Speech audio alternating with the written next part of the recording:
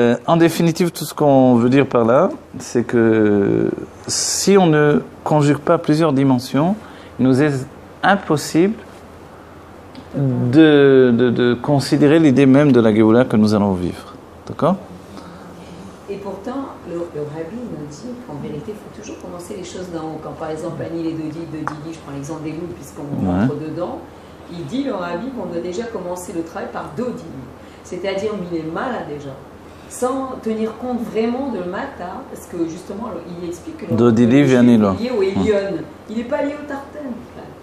Alors, en même temps, voilà. Et en même temps, on fait le travail d'en bas. Voilà, non. Dans notre tête, on est. Si vous voulez expliquer de ce côté-là, ce que nous dit le Rabbi, c'est que, en réalité, il n'y a pas d'éveil d'en bas qui se fait sans un éveil d'en haut.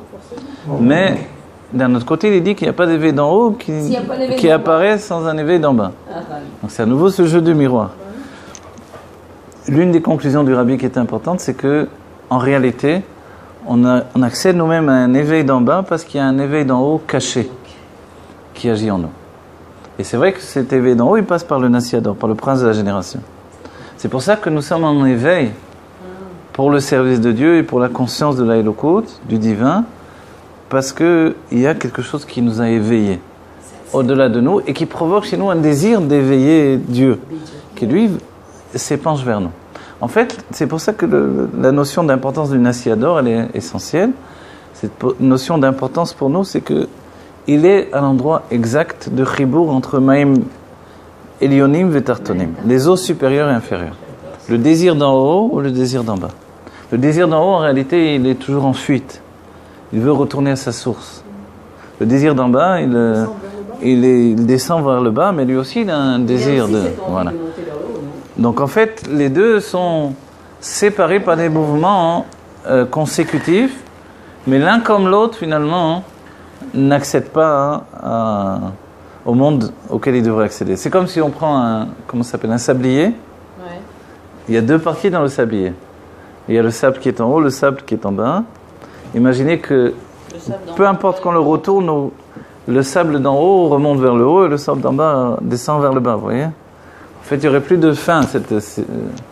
C'est l'image du 8. Là aussi, il est utilisé, ça s'appelle le ruban Moebius, cette image du 8 qui est l'infini. Oui. L'infini n'a pas de commencement, il n'a pas de fin.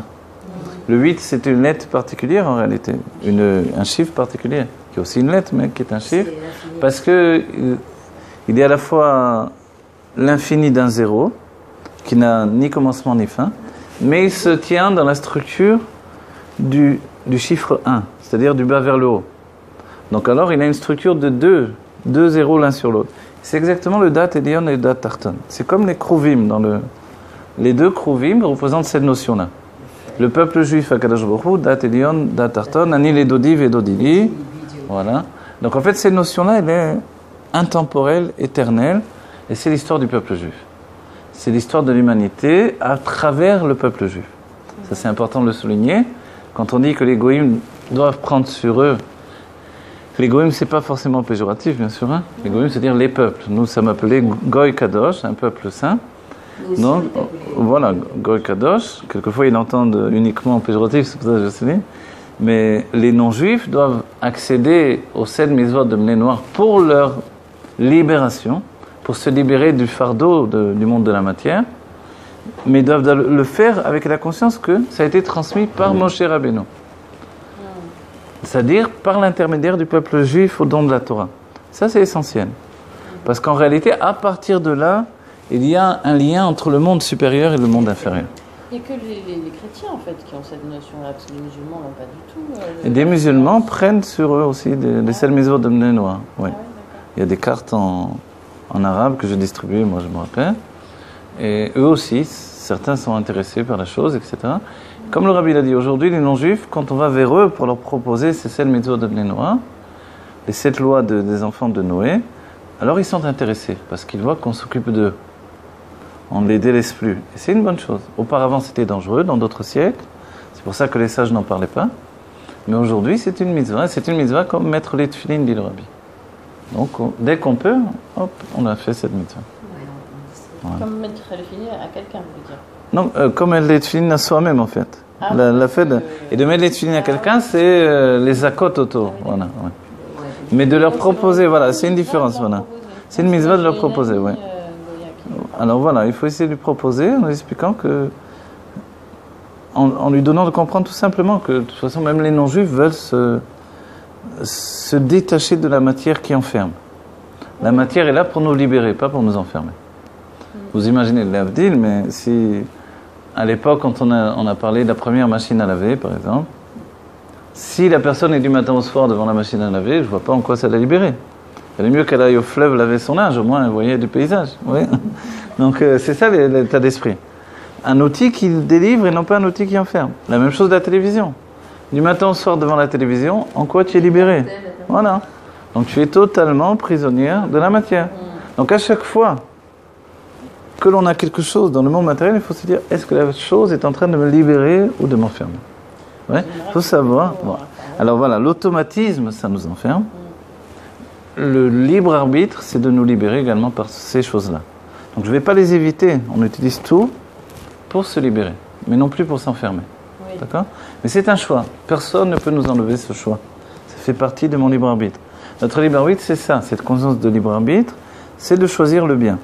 D'accord? Comme notre paracha, cette conscience de choisir le bien uniquement. Et Dieu nous dit, Bacharta b'chaim, tu choisiras la vie. On va dire, la question simple, c'est de dire pourquoi Dieu me dit de choisir la vie. Je t'ai donné le bien et le mal, la vie et la mort, et tu choisiras la vie. Alors, merci, j'aurais choisi la vie, évidemment. Non, tu vois bien que non. Tu vois bien que plus d'une fois, tu choisis le contraire de la vie. Pourquoi? Parce qu'il y a aussi en nous quelque chose d'autodestructeur. C'est pas la vraie vie, quoi. C'est-à-dire que les hommes construisent, détruisent, construisent. Voilà. Voilà, que l'on soit attiré vers le bas alors que c'est mauvais pour nous. C'est-à-dire attiré vers le bas, la matérialité. La matérialité, ce qui n'a pas de sublimation. Voilà. Quand une matérialité n'est pas sublimée, elle est juste un objet matériel. Voilà. Quand elle devient un outil, alors elle est exaltée. Vous savez que le Rabbi Raya aimait les livres en général. Pas seulement les livres de Kedusha, les livres en général. Il précise lui-même. Ça veut dire que un homme qui est éveillé à la spiritualité, c'est bien. Comprenez? Qu'il soit éveillé à la spiritualité de la Torah, c'est mieux. C'est beaucoup mieux sans comparaison. Mais un homme qui est vraiment uniquement dans le monde matériel et qui n'a pas d'occupation intellectuelle, qui n'a pas d'amour de la musique, ou qui n'a pas de, je sais pas, de distraction ou de hobby, ou je sais pas comment on dirait, alors ça y est, il est fini, il est mort en réalité. Voilà. Et il y en a beaucoup. Donc on comprend bien que il faut libérer l'humanité. Et la vraie libération, c'est ce qui est annoncé dans le Navi. Velo yesek haolam ladat, et là la date est Hashem bilvad. Il n'y aura d'autres occupations pour le monde que de connaître Dieu. Uniquement. Vous imaginez? Imaginez, alors, vous avez... On dit, mais je comprends pas, je vais dans une yeshiva toute la journée en train d'étudier. Pas du tout. C'est pas la Géoula, voilà. C'est pas la Géoula, c'est pas ça. La Géoula, on ne sera pas dans une yeshiva enfermée. Quand on étudie le Zohar, ils ne sont jamais enfermés dans une pièce. Ah oui? Ouais. Ils sont toujours dans des champs, en train de se promener à droite, à gauche, ils vont, ils viennent. Oui. Le Zohar, c'est pas un livre d'enfermement, pas du tout. De la même manière, puisque le Zohar nous dirige vers la Géoula, on n'est jamais enfermé, au contraire, on va sortir plus que jamais. Même les endroits fermés, le Echal, les maisons seront ouvertes et conjugueront l'intérieur et l'extérieur, le makif et le pnimi. Il y aura une fusion de tous les niveaux. Vous voyez, aujourd'hui, quand je suis dans une maison, je peux ressentir l'enfermement. Je veux sortir, mais après, j'ai besoin de revenir à la maison. Donc on dit, alors tu es tiraillé entre les deux finalement, dommage. On va à la Beth Knesset le Shabbat, c'est le moment où il fait bon, on a envie justement d'aller à la plage peut-être. Je ne peux pas aller à la plage, c'est Shabbat. Ouais. On est tiraillé quand même. Oui. Alors, dans la Géoula, justement, il n'y aura plus ce tiraillement-là. J'aurai cette notion d'intérieur et d'extérieur conjuguée. Je pourrais être à l'autre bout du monde, d'une seule pensée. Je pourrais être totalement libéré de tout. Et c'est sûr qu'on ne va pas être enfermé dans des maisons en train d'étudier. Puisque la connaissance ne se fera plus par des livres. Elle sera innée, elle sera une rencontre. Il n'y aura plus besoin de livres. Ce sera par la vision, ce sera par la rencontre, ce sera par la parole avec des individus, ça ne pourra pas... On va le voir exactement. On va voir, et la vision, Eno Domer Riya Leshmir. ne ressemble pas, la vision ne ressemble pas à l'entendement. Mais c'est ce qui- Là, on parle des sphirotes, mais bon, chacun s'imagine dans sa Non, c'est tête. pas de l'entendement, oui, bien Voilà. sûr. Comme on dit voir Dieu, on peut s'imaginer. Ce n'est pas comme de voir Dieu. Et quand on allait au Beth Amikdash, on voyait Dieu. Il nous voyait et on le voyait. Ah ouais? C'est-à-dire que quoi, autour de la matérialité, il y avait, on voyait Voilà. le yesh du mal. Voilà. Dans le Beth Amikdash, c'est un endroit de fusion entre le Dat Elyon et le Dat Tartan. Et c'est pour ça que le Kodesh Kodashim conjugue les dimensions. La limite et l'infini. Le Aaron à Kodesh, qui ne peut pas être dans une pièce, il est trop grand, et pourtant il est dans la pièce. Donc il conjugue exactement. C'est-à-dire que le Yehudi, il est comme ça. Je me rappelle, j'ai entendu du Rav Gruner qui explique qu'il a vécu à côté du Rabbi des années, et pour lui, le Rabbi, c'est comme ça. C'est comme le Aaron à Kodesh dans le Kodesh Kodashim. Il a cette taille-là, il a ce poids-là, mais en vérité, il a rien du tout de ça. Vraiment, je l'ai vu. Une fois, il me paraissait très grand, une fois petit, une fois gros, une fois... Mais je Voilà, vous jure, exactement. De la même manière, on le voit avec les photos. Exactement. Quand on prend des photos de chacun d'entre nous, on a plus ou moins la même tête. Ah oui. Or, chaque photo du Rabbi, c'est un nouveau Elle est visage. différente. Ouais. D'accord ? Si bien que si je vais faire un tableau d'une photo du Rabbi qui n'est pas connue, les gens vont dire ça ne ressemble pas. Alors peut-être c'est, comme on dit, portrait. Je sais pas dire Ouais. ça. Pourquoi ? Parce que le Rabbi n'a pas un visage, il a des milliers de visages. Bien, ouais, c'est- Et chacun d'entre nous dit j'aime pas trop cette photo, je préfère celle-là. Qu'est-ce que c'est ça ? C'est un aspect, ce sont des dimensions infinies qui se dévoilent dans un être infini. Et c'est extraordinaire. On n'a pas comme ça. Quand, regardez, nous, on est figé dans les photos. On a une photo, on se ressemble. Donc, je vois des vidéos ou des trucs. Et le Rabbi, non. C'est toujours différent. C'est extraordinaire. Pourtant, c'est pas qu'on a trafiqué toutes les photos. Ces derniers temps, ils trafiquent un petit peu les photos. Mais Moins apparemment, non. cher. Hein ? Cher.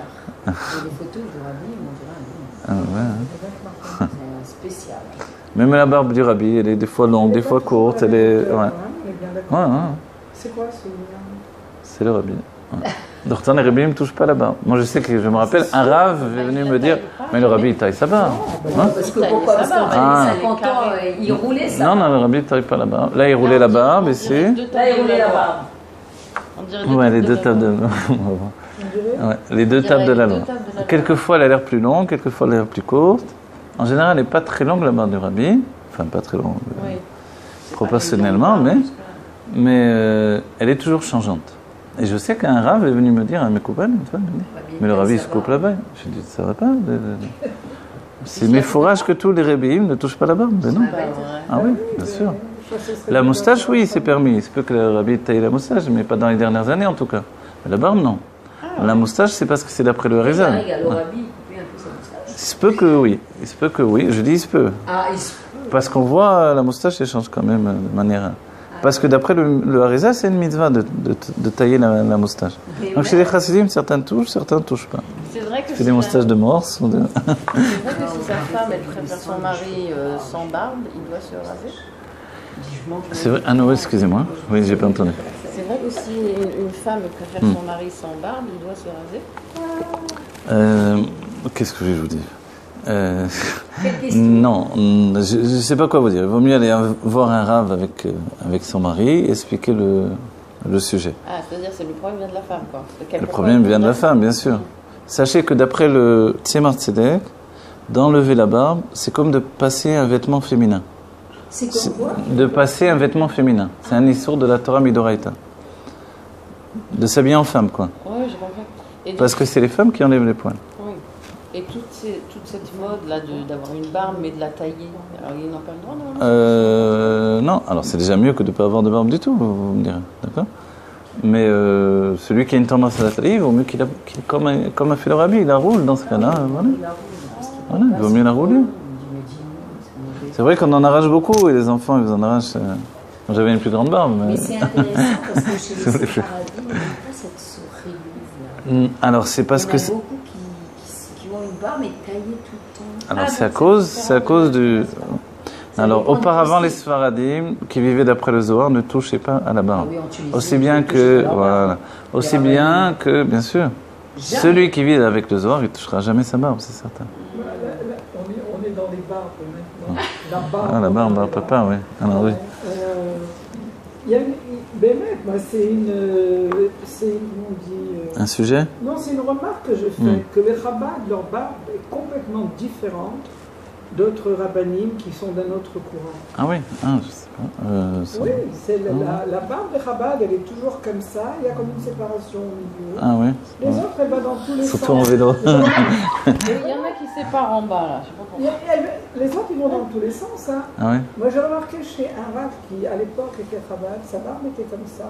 Comme il a changé de courant, elle va dans tous les sens, sa barbe. Ah, c'est vrai? Je vous jure que c'est vrai. Il y a une ça veut dire quoi? Ça veut dire quoi, ça? Oui, c'est vrai qu'il y a un visage qui vient de ce que l'on étudie, de ce que l'on représente, évidemment. Et donc, la barbe aussi... Il est dit, de fait, d'un certain point de vue, on ressemble au rabbi de plus en plus, parce qu'on prend le date du rabbi. À force de s'habituer à voir le date du rabbi, ça donne une certaine ressemblance. Et Bémet, on le voit, il y a certains chassidim anciens que je connais. Bémet, ils ont des panim. Maintenant, ressemblance, c'est toujours entre guillemets, mais je veux dire, il y a un aspect. Oui. Déjà, dans les écrits du Rabbi Rayatz, il est rapporté que le Rabbi Rayatz était en Allemagne, et il y avait un chassid d'une autre chassidoute, je ne sais plus quel chassidoute c'était, il l'a vu de Pologne en tout cas, il lui a dit, toi tu es un Lubavitcher. Il lui a dit, comment tu sais? Il était jeune, le Rabbi Rayatz, à cette époque-là. Il lui a dit, je vois sur ton visage que tu étudies le Likutei Torah. Aïe, aïe, aïe. Donc vous voyez, c'est cette notion-là, elle est vraie. Vous ne pouvez pas étudier le Likutei Torah et avoir la même tête que quelqu'un qui étudie juste la Gemara. C'est-à-dire qu'en fait, sur le visage des rabbins, on voit qu'il y a l'empreinte du rabbi. Il y a l'empreinte du rabbi et de la chassidoute. Et la même chose, on verra, ceux qui étudient que les sichot n'ont pas le même aspect que ceux qui étudient également les mamarim, etc. Mais comme une personne, d'ailleurs, en fonction de ce qu'elle étudie, de ce qu'elle est, de ce qu'elle fait. Parce que on comprend bien, effectivement. Notre corps, notre panim, c'est un vêtement atzmi essentiel de notre âme également. C'est pour ça que c'est panim. Voilà, panim, exactement. Donc, une enfant qui est adoptée, par exemple, et qui est élevée, son cerveau se transforme, et elle finit par ressembler à ses parents adoptifs. Donc il y a une véritable influence. Il y a une fusion, exactement. Et du coup, est-ce qu'on peut dire même qu'elle devient quelque part l'enfant physique oui, bien sûr que oui. De ses parents adoptifs? Mais c'est clair. Il est écrit que quelqu'un qui enseigne la Torah à un enfant, alors cet enfant-là, ça devient son fils. Oui. Autant que ses propres enfants. Exactement. C'est clairement établi. Pourquoi? Parce que le père va donner le nefesh à l'enfant, et le Rav va lui donner le Ruach, qui est un niveau encore plus grand de Neshama. Vous voyez? Si vous voulez encore plus, avec le temps passé, resserrer le lien avec l'enfant, il faut lui enseigner la Torah également. En lui enseignant la Torah, il devient encore plus véritablement votre enfant. Vous voyez? Donc ça, c'est important. Ok, donc en fait, la notion de haut et de bas dans les mondes divins, on s'écarte beaucoup, hein? Ok, moi, Adam Nechlak. Alors, mais ce que vous avez expliqué là, c'est très important. D'accord. Donc en fait, il y a la notion de Bria Yetzira Asiya. Qu'est-ce que ça représente, Bria Yetzira Asiya? Nous dit le Rabbi Rachab. Ça nous représente en fait 3 parties. Ces 3 parties, elles sont aussi bien dans les forces de l'âme que dans le corps. Évidemment dans les mondes. Et que tout ensemble, tout peut être résumé dans ces 3 parties. Qui rejoignent également la pensée, la parole et l'action. Les vêtements d'expression de l'âme. D'accord? Donc en fait, par les vêtements d'expression de l'âme, on fusionne avec une partie en particulier. C'est-à-dire que si je suis uniquement dans l'action et dans la parole, je suis en relation avec le nefesh, avec le monde de Asiya. Vous voyez? Donc le nefesh, c'est la première partie de l'âme. Oui. C'est ce niveau qui est en relation avec l'immobile également. Donc c'est tout ce qui est actif. C'est en relation avec l'âme animale également. Donc l'intellect ici, évidemment, il n'est pas un intellect d'abstraction. Il est un intellect de réalité. Très important. C'est même la qualité de la femme. Quand l'homme, qui vient de ses propres sentiments, sous-entendu, un monde subjugué par ses sentiments, donc il n'a pas une vraie conscience de la réalité, le jeune homme, il rencontre une femme, laquelle elle est née dans la réalité. Grâce à elle, il va accéder à la réalité. Voilà. Mais c'est ça le mariage en réalité. Non, mais de toute façon, c'est ça. C'est exactement ça. Par la femme, il accède à la réalité. Comme l'homme est excessif, ensuite il se noie dans la réalité. Et la femme, une fois qu'elle a fait rentrer dans la réalité, elle doit le sauver de cette réalité. Parce que sinon, il est noyé. Parce que le mot teva, c'est ta voix. Tovea, c'est pas beyamaskala, c'est des yama. On est noyé dans la réalité. La réalité, la teva, elle nous noie. Le terme a été choisi de ce fait-là. Donc on est noyé, on est à l'intérieur, on ne sait pas dire qu'est-ce qui est autre que ça. Donc même quand on voit un miracle, on dit c'est naturel. Oui. Donc cette notion d'être noyé dans la réalité, c'est le piège de l'homme. Et on le souligne, je le dis dernier cours, qu'est-ce qui est la grandeur de la femme par rapport à l'homme, puisqu'on dit qu'elles sont supérieures aux hommes, parce qu'elles n'ont pas fauté la faute de Vaudor, etc. C'est parce qu'elles ont cette faculté de relier les mondes spirituels et le monde matériel, que l'homme ne possède pas. Pourquoi ? Parce qu'en réalité, elles ont à la fois les sentiments du mari et leur propre notion d'existence qui est la malchoute. Donc elles ont Zer Anpin et la malchoute, les sentiments et leur expression, donc elles sont dans les deux mondes à la fois. Donc forcément, si on demande qui peut sauver le monde, on va dire c'est la femme. En Égypte, c'est elles qui ont tout compris. Les hommes étaient finis. Les hommes étaient dans la matérialité jusqu'au cou, ils ne voyaient... C'était dans la glaise, dans la boue, c'était terminé. Il n'y avait plus d'esprit. Donc seulement les femmes avaient cette force encore de voir la conscience qu'il fallait continuer, il fallait apporter des enfants au monde. Elles étaient dans le travail aussi.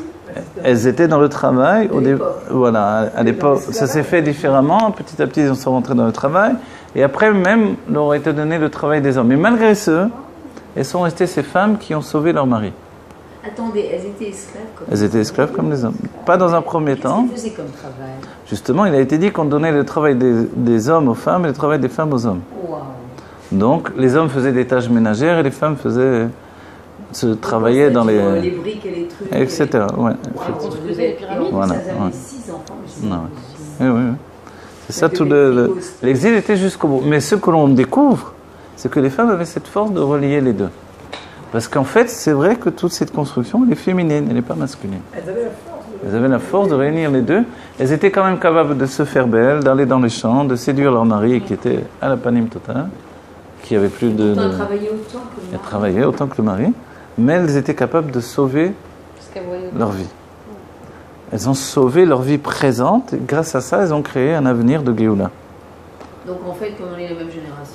Voilà, comme on est la même génération, on comprend bien que le travail des femmes est essentiel, Besroud Nashim Tzidkaniot. Il faut sauver l'instant présent pour construire l'avenir de la Géoula. La Géoula est toujours un monde futur. C'est-à-dire elle est toujours dans une projection parce qu'elle est toujours une progression. Mais en réalité, elle se vit dans l'instant présent, immédiatement. Voilà. C'est-à-dire on appelle Olam Haba, Olam Shekvar Ba, disent les sages, est déjà venu. C'est dans la Gemara qui dit cette chose-là. C'est-à-dire Olam Haba, Olam Shekvar Ba. Non, on va dire alors c'est du passé. Ça s'appelle c'est une sorte de présent progressif ou un passé progressif, un passé futur. Quoi qu'il en soit, ça dépasse toutes les notions temporelles habituelles. Qui va être éternel, qui va se transformer un petit peu quand il y aura la Voilà. Et aujourd'hui, on vit déjà dans la Géoula, c'est ce que le Rabbi nous a dit, mais en même temps, je ne vais pas dire mais je veux dire et en même temps, on vit dans notre exil en même temps. C'est ça, voilà. Donc en fait, le travail, c'est de transformer notre exil en Géoula, c'est pour ça que ça prend du temps. Mais chaque jour, on a un nouvel aspect de l'exil qui devient de la Géoula. Par exemple, ce qu'on a dit auparavant. Auparavant, les Goïms disaient l'âme n'existe pas. Oui. Je ne sais pas comment ils s'en sortaient pour expliquer. Ils expliquaient d'après le cerveau. Ok. Des fonctions cognitives, je ne sais pas comment ils disent. Le cerveau travaille. Ok. Tout à coup, voilà que le niveau le plus élevé de la science, qui est la mécanique quantique, elle a du mal à dire vraiment l'âme. Alors à côté, il y a des commentaires, etc., qui parlent de l'âme, que l'âme est immortelle, tout à coup. Ah, vous n'êtes pas dans la théologie, là, vous êtes dans la science. Et vous dites que l'âme est immortelle. Ce sont des consciences infinies qui ne disparaissent jamais. Elle définit l'âme comme une conscience. Voilà, l'âme c'est une conscience. Je préfère dire le mot conscience que le mot âme, évidemment. Parce que âme, c'est une tendance religieuse, évidemment. Juive, pour nous, mais même les goïms disent l'âme, ou je sais pas, ouais. On a toujours parlé de l'âme. Voilà, on dit même que la notion d'explication de l'âme, elle vient des Grecs. Donc, certains disent qui a inventé le mot âme dans sa globalité, dans son explication, ce sont les Grecs. Vous malgré qu'eux, ils avaient une notion tout à fait différente de l'approche de l'âme, etc. Donc en fait, les Grecs ont souvent donné le langage de la science humaine, vous voyez? Tandis que nous donnons le langage de la science divine. C'est ce qu'a fait le Harizal. Pourquoi nous utilisons le langage du Harizal? Pourquoi le Rabbi Rachab n'a pas fait un autre langage? Ou les Rebbeim? Parce que le Harizal a codifié une science divine. Ça n'existait pas. C'était en chemin, c'était en construction, on s'en approchait. Mais ce n'était pas vraiment construit comme une science. Il a fallu que vienne le Harizal pour le faire. À quelle époque? Le Harizal, c'est la Renaissance. La Renaissance italienne, la Renaissance en général. D'ailleurs, c'est en Italie que les livres du Harizal ont été édités, etc. Comme les livres du Rama qui sont prédécesseurs. Alors, s'il y a toujours 3 niveaux dans chaque chose, que ce soit dans le corps ou que ce soit dans les âmes, Ve'en rosh gouf ve'regel, c'est toujours la tête, le corps et les pieds, le pied. Ou deba regel ou koar ha'ilur. Dans le pied, il y a la force d'avancer. Chez ou koar ha'yoter acharon sheba nefesh, qui est la force la plus inférieure de l'âme. Quelquefois, par exemple, le Rabbi Riaz rapportera, la force la plus inférieure, la plus basse de l'âme, c'est le koar ha'ikul, la force de digérer. Ici, c'est rapporté donc la force de marcher. On comprend bien qu'elle est la plus inférieure, mais elle a une source extrêmement élevée. Voilà, puisque l'on marche, ça veut dire que l'on progresse également. La progression qui passe par le fait de marcher, c'est une chose extraordinaire. Voilà, exactement. Deagam, donc disons que elle est effectivement ici donc la dernière force de l'âme. Deagam chez koar ha'ilur ou gam ken letzorer hanefesh. Bien que le fait d'avancer, c'est également pour les besoins de l'âme. Et il y a également un avantage particulier dans la force de progresser. Parce que les pieds qui avancent transportent la tête également. Et puis ils tiennent la tête. La tête ne peut pas tenir sans les pieds. Donc on voit que le dernier niveau transporte le niveau le plus élevé. Toute mon intelligence, ok, c'est magnifique, mais s'il n'y avait pas les pieds. S'il n'y avait pas les pieds, on peut voilà. faire une mitzvah, Donc il y a besoin des pieds pour réaliser. Voilà. Et les pieds pour nous, c'est aussi la parole. Vous voyez? La parole, c'est aussi la notion du dernier niveau. Parce que c'est ce qui est à l'extérieur. Et les pieds nous permettent d'avancer de l'intérieur vers l'extérieur. Mais kol makom areu koar ayoter acharon chez ou anefesh. Voilà. Comme on a dit précédemment, c'est justement la dernière force parce que c'est juste le niveau de la nefesh. Le niveau de nefesh dans l'âme, c'est le dernier niveau. Au bagouf meir or nefesh yoter. Et dans le corps, qu'est-ce que brille? Quelle est la partie de l'âme qui brille le plus dans le corps? C'est la lumière du nefesh. Donc vous vous rappelez, nefesh, ruach, neshama, chaya yechida. Nefesh, c'est en correspondance avec l'action et la parole, mais je peux agir et parler sans jamais dévoiler mon intelligence. Je suis uniquement dans l'âme animale. L'intelligence de l'âme animale, c'est une intelligence pratique. D'accord? Intelligence pratique. Je veux gagner de l'argent, je veux avoir des plaisirs, donc il faut que je gagne de l'argent. Pour gagner de l'argent, il faut que je travaille. Quel travail je vais faire? C'est un travail compliqué, il faut apprendre des choses. Je vais apprendre des choses, pas de problème. J'ai utilisé mon intellect de l'âme intellectuelle, pas du tout, zéro. Ah oui. Pourtant, je suis très intelligent. Mais c'est juste mon âme animale. Parce que c'est le but qui fait la dimension des choses. Bien sûr, je ne parle pas de devenir mathématicien. Je suis obligé d'utiliser mon âme intellectuelle. Mais, quoi qu'il en soit, la plupart des métiers nécessitent uniquement l'intellect de l'âme animale.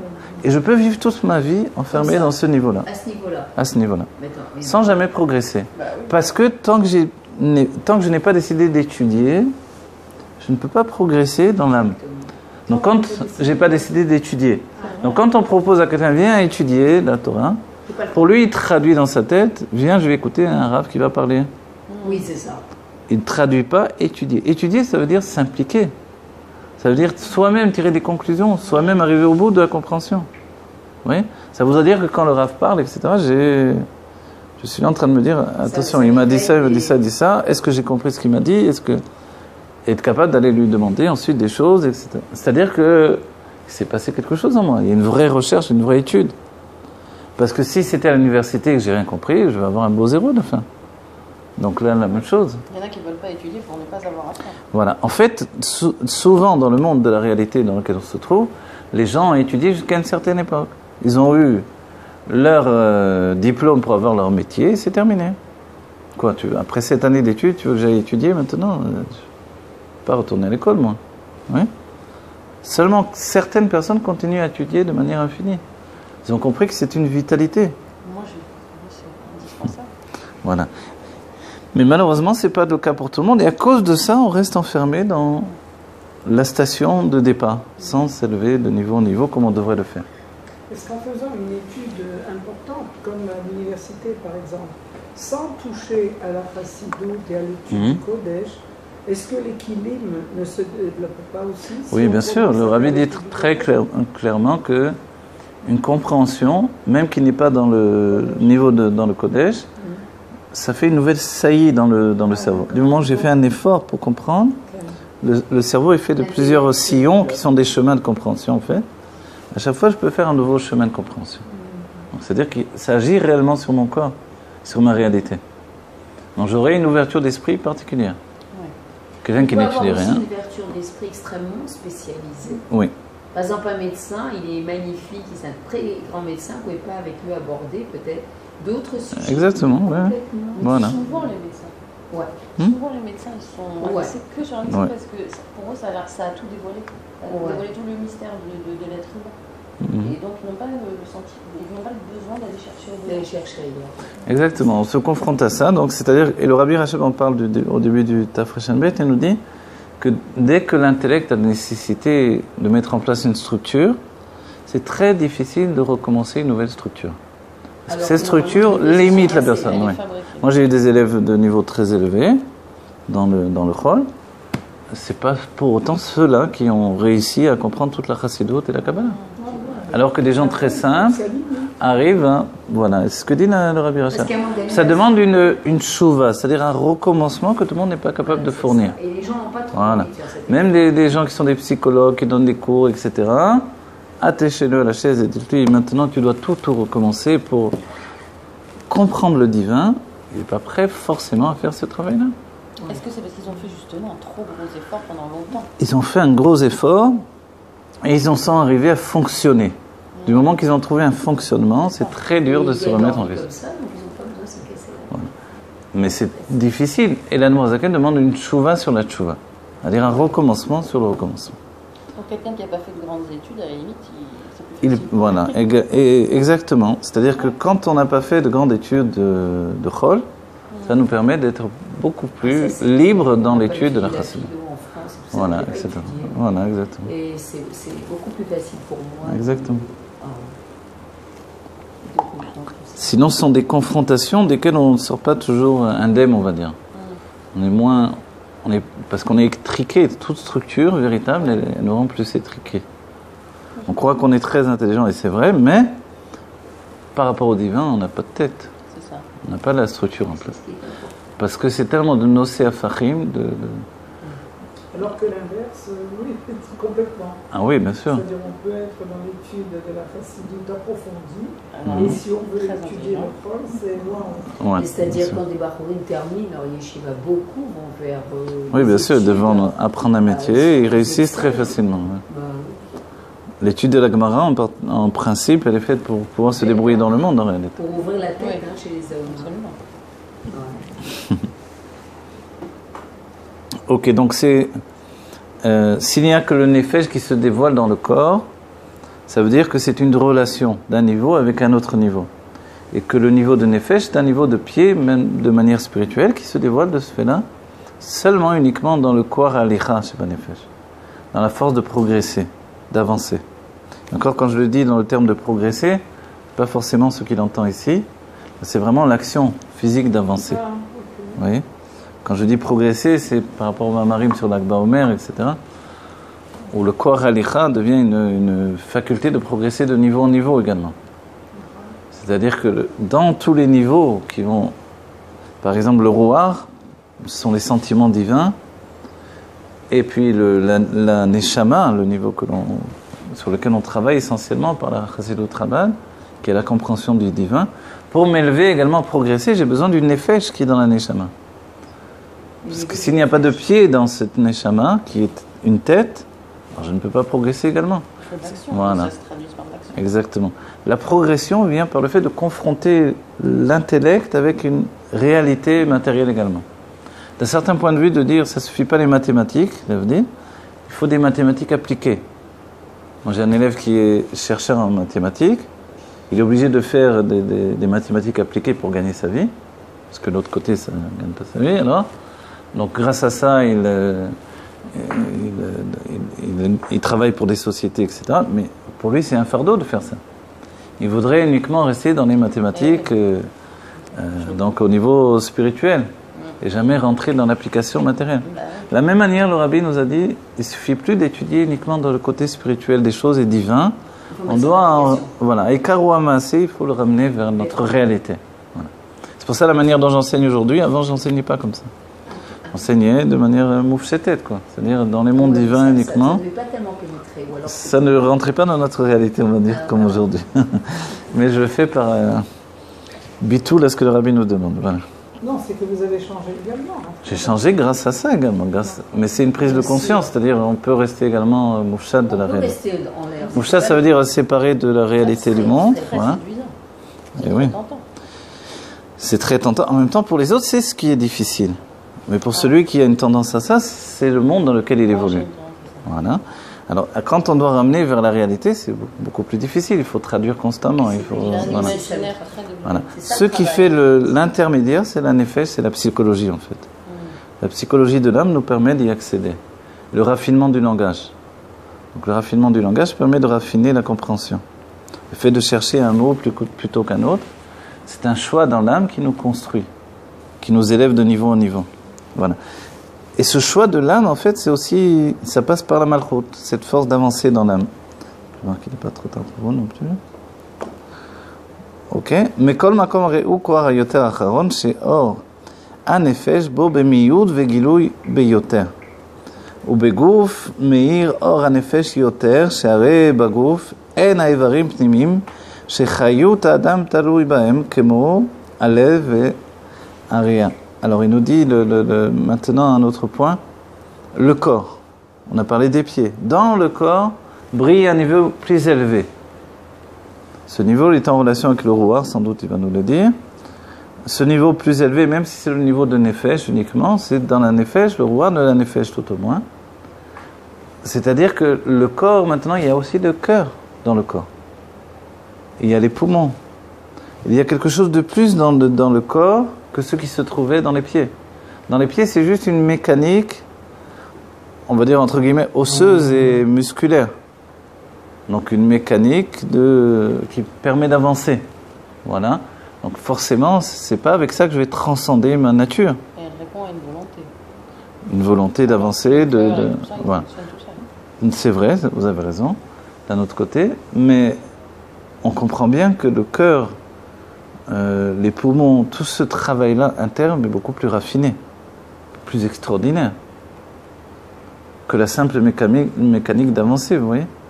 Parce qu'aujourd'hui, mécaniquement, on peut faire un robot.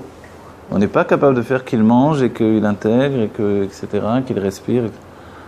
D'un autre côté, on n'en a pas besoin. Parce qu'il est juste là pour accomplir une fonction de l'ordre de la marche, de koar ha'ilur, ou de la gestuelle. Oui. Vegam amidot sheba nefesh mishkanam balev. Et les sentiments de l'âme, ils se trouvent dans le cœur. ואפילו באיברים החיצוניים שבגוף יש בהם גילוי אור הנפש יותר מברגל. Et même dans les membres extérieurs du corps, il y a également une force, un dévoilement de l'âme beaucoup plus investi, beaucoup plus grand que ceux qui se trouvent dans les pieds. Ou kemo beyad, comme dans la main, shebo koar atnua lirtov letzayer davar velasot bo eze melacha, comme dans la main. Comme on a vu au début du livre, dans la main, finalement, c'est qu'une main, c'est juste une gestuelle. Qu'est-ce qu'il y a? Je bouge la main. Mais dans cette main, il peut y avoir la force d'écrire, qui, elle, provient de l'intellect. Puisqu'écrire, dessiner une lettre, ou dessiner un tableau, ou dessiner, apprendre des techniques, etc., tout ça, c'est quand même une science. Cette science, elle provient de l'intellect. Et si la science provient de l'intellect et s'habille dans la main, ça démontre bien que la main est d'un niveau plus élevé que les pieds. Donc évidemment, un niveau de l'âme supérieur s'est investi dans les membres extérieurs du corps. Et dans le cœur, évidemment, c'est les sentiments, donc c'est un niveau élevé. Et c'est assez curieux que tout le monde est d'accord sur l'idée que le cœur représente les sentiments. C'est-à-dire même le monde des non-juifs, tout le monde est d'accord, mais on pourrait dire, de quoi tu parles? Le cœur, c'est le cœur. C'est un organe. Pourquoi tu dis que dans un organe, il y a des sentiments? C'est bizarre de dire ça. Sans connaissance, comme voilà. on peut en avoir nous, pourquoi ils ont effectivement mis le centre des sentiments dans le cœur? Exactement. Donc en fait, on comprend que c'est une même réalité que Dieu a voulu pour chacun. Pour que nous ayons vraiment des points de comparaison ou des points de compréhension. Des tsemakwar ou les malamikor haïlour. De l'essence même de la force, elle est au-dessus de la force d'avancer. Et miyot chez gam ken rak. Il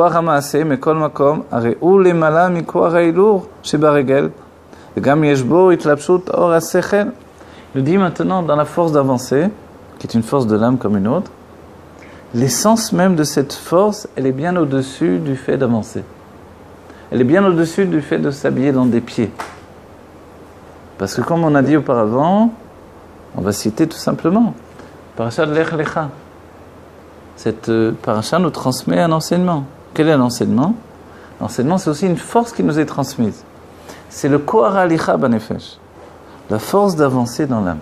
C'est bien que le Zohar expliquera, et les Rebbeim l'expliquent toujours comme ça, l'Er Lecha, c'est l'âme qui descend depuis le monde de Hatzilut vers le monde de Bria, etc. Émanation, création, formation, pour s'habiller dans le monde de l'action où nous nous trouvons. Et jusqu'au Kadour Haaretz, le globe terrestre. Donc en fait, c'est ça le Kohar Alicha. C'est-à-dire se confronter à de nouvelles définitions de réalité. C'est ça la force d'avancer. Dans les deux côtés. C'est-à-dire que, ensuite de remonter vers les mondes divins, d'aller vers la Géoula, de me confronter à cette nouvelle réalité, ça vient aussi du Kohar Alicha. Dans le côté spirituel. Quand on a ce désir d'avancer. Voilà. Quand Dieu dit à Abraham, l'Er Lecha, part de tous les niveaux qu'on a dit, hein, de la maison de ton père et de la ville où tu es né, avec tout ce qu'explique le Rashi, c'est-à-dire un homme réussi dans l'endroit où il est né. C'est normal, chacun d'entre nous. Quand nous avons fait notre aliyah, on a tous notre petite plainte, notre petite histoire. Là-bas, je me débrouillais très bien. J'arrive ici, j'ai 3 mains gauches. Comment ça se fait? C'est ce que dit l'Er Lecha. C'est-à-dire que Dieu te demande de te déraciner. De partir d'un endroit où tu savais exactement le fonctionnement, tu étais né dans l'endroit, et les portes étaient ouvertes pour toi, tu laisses tout, et tu viens ici, et là, tout est fermé. Tu dois te recomposer. Voilà, tu dois te reconstruire. Tu dois aller vers la faculté d'avancer, elle ne s'arrête jamais. Moi, j'ai l'impression que c'est seulement ici qu'on peut faire le Lecha. Effectivement, le l'Er Lecha de la Torah, il est comme ça. Il est de partir de Chutz La'aretz et d'aller en Eretz Israël. C'est ça dans tous les cas de figure. Donc de la même manière dont on a parlé auparavant, je suis un grand savant dans le, je ne sais pas dans quelle catégorie de Torah, de science. Je dois également utiliser ces facultés intellectuelles pour comprendre, tout comprendre. Et là on voit que c'est pas le cas. Si je dévoile pas le l'Er Lecha, cette faculté d'avancer constamment, de me remettre en question constamment, comme Rabbi Zera qui a dit je vais étudier la Torah de Eretz Israël. Je ne peux pas rester avec mes acquis de Chutz La'aretz, de Bavel, de Babylone. Alors il a jeûné 100 jours pour oublier. Pas pour oublier vraiment la Torah, on ne jeûne pas pour oublier la Torah. Le sens simple, c'était pour oublier la Torah qu'il a étudiée. Dans la profondeur, on comprend qu'il voulait oublier la structure, les mécanismes de compréhension qu'il avait acquis dans le Talmud Bavli, il devait les oublier pour accéder au Talmud Yerushalmi. Parce que là, dans le Talmud Yerushalmi, c'est la Chokhmah. Là-bas, c'était la Bina. Ça n'a rien à voir. 2 mondes totalement différents. Comme nous, on est oublié, puisqu'on a fait en France. On redémarrer. Bavli, je crois. On étudie Bavli essentiellement, toujours. Alors pourquoi Le Yerushalmi s'étudie un petit peu. Parce qu'il est basé sur des évidences. La halakha, on ne le tire pas du Yerushalmi. Le Rambam, quelquefois, tirait la halakha du Yerushalmi, mais c'est très rare. La halakha vient du Talmud Bavli. Qui étudie le Yerushalmi Il y a des gens qui étudient le Yerushalmi. On verra bien que le Rav Stendhal, ça traduit également des Masertot du Yerushalmi. Il est beaucoup moins grand. Il est basé sur des évidences. Ça ressemble plus à la Mishnah. Les Chassidé Gour étudient beaucoup le Yerushalmi, de ce que je sais. Okay. Donc c'est un autre mode de fonctionnement. Ce n'est pas des questions-réponses. Ce sont des affirmations. Du coup, il n'y a plus cette... ça n'aurait pas pu tenir le peuple juif dans l'exil. Ce qui a tenu le peuple juif dans l'exil avec la vitalité, c'est cette contradiction constante qui a permis d'être également en vitalité et d'être toujours, en fait, de rester un guerrier par rapport aux attaques du monde. Parce que sinon, par rapport au Talmud de Bavli, Yerushalmi, on aurait baissé les armes depuis longtemps. Le Talmud Yerushalmi, c'est l'Admorazaken. Non, le Talmud Yerushalmi, c'est Rabbi Yochanan. Rabbi Yochanan, non, l'Admorazaken a écrit le Shulchan Arour de l'Admorazaken. En réalité, c'est pas le Shulchan Arour, c'est le Biurim sur le Shulchan Arour. Non, c'est un Shulchan Arour. C'est un Shulchan Arour, il s'appelle bel et bien comme ça, c'est une reconstruction. C'est pas des Biurim sur le Shulchan Arour. Non. Des Biurim, ce serait comme le pirouge du Rameau sur le Shulchan Arour. Le Rameau voulait écrire un Shulchan Arour comme Rabbi Yosef Karo, même si le nom aurait été différent. Et finalement, comme Rabbi Yosef Karo l'a précédé, il a édité le livre avant lui, il a dit, alors dans ce cas-là, je rajouterai les biurim pour le monde ashkénaze. Alors, l'Admorazaken, c'est quoi? L'Admorazaken, c'est un nouveau Shulchan Arour. On ne le touche pas, on l'étudie pas. Oui, on l'étudie, bien entendu. En dehors de Chabad, avant tout le monde l'étudiait. Pendant la guerre, il y a eu du mal à l'acquérir pour tout le monde, pendant la dernière guerre.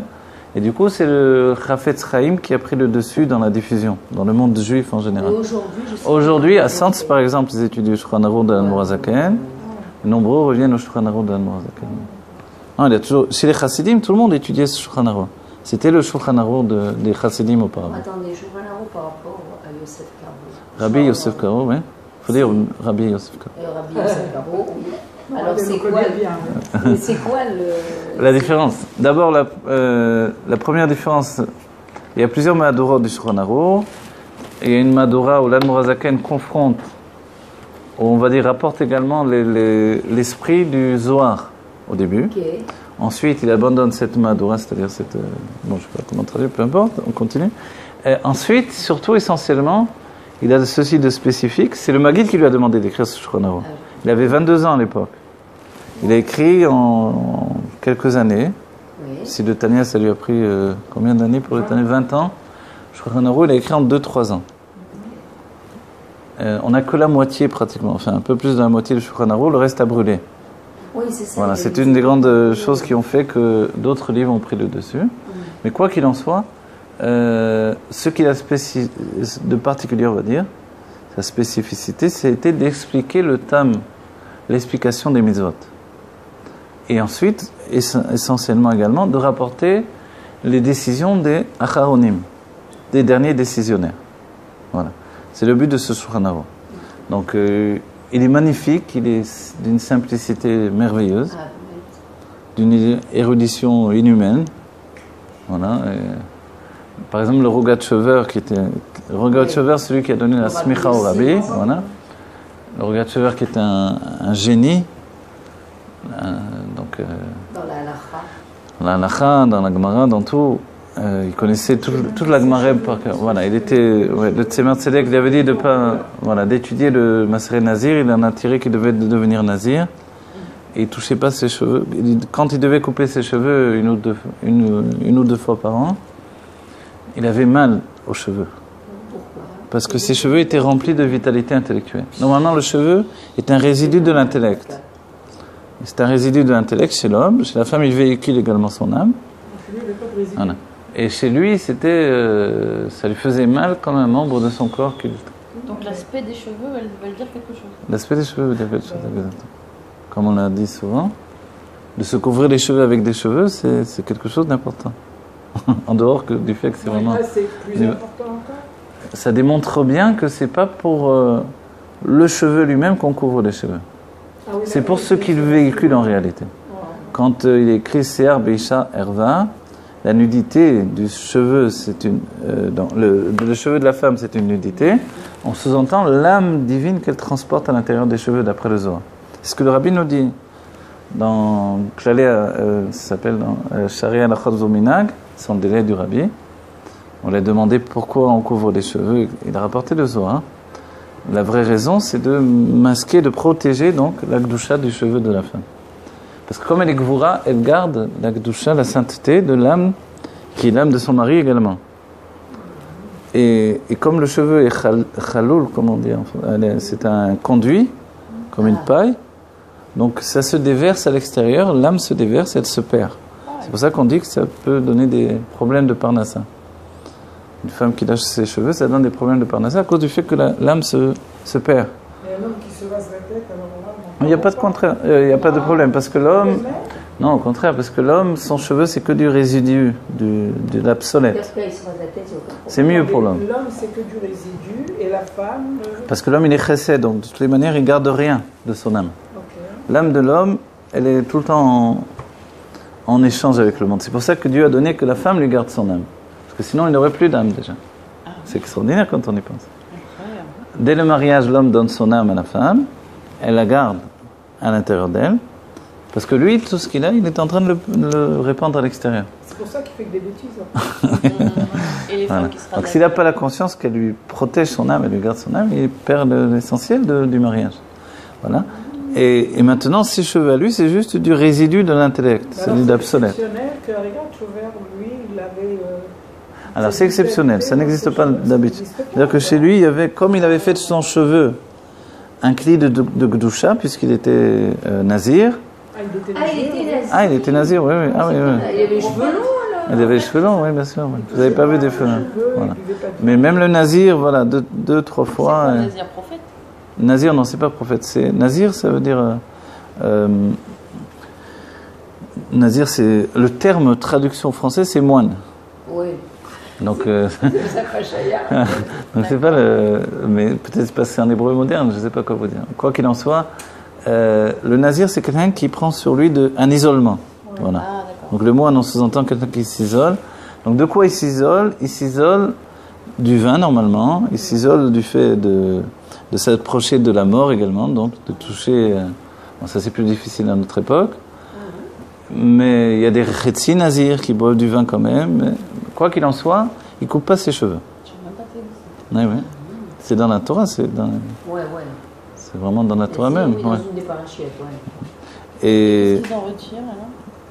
Qu'est-ce qu'ils en retirent? Ils offrent leur chevelure à Dieu. Il y avait un des fils de David Améler qui faisait ça. Le fait d'offrir sa chevelure à Dieu, c'est-à-dire tout à coup mes cheveux ne sont plus du résidu de l'intellect. C'est aussi un outil de mitzvah. Donc il est rempli de son âme également. C'est pour ça que ça lui faisait mal. Mais en quoi ils font une mitzvah les cheveux? C'est comme Shimshon. Vous vous rappelez l'histoire de Shimshon? Voilà. Sa force c'était le fait que ses cheveux gardaient son âme. Et comme il gardait son âme par ses cheveux, alors ça lui donnait un roi à Kodesh dans l'action. D'accord. Il avait l'Esprit Saint dans l'action, ce qui occasionnait chez lui une force décuplée. Voilà. Donc dès que vous faites un réceptacle de Gdusha, c'est terminé. C'est ça, après Matan Torah, c'est comme ça. Après le don de la Torah.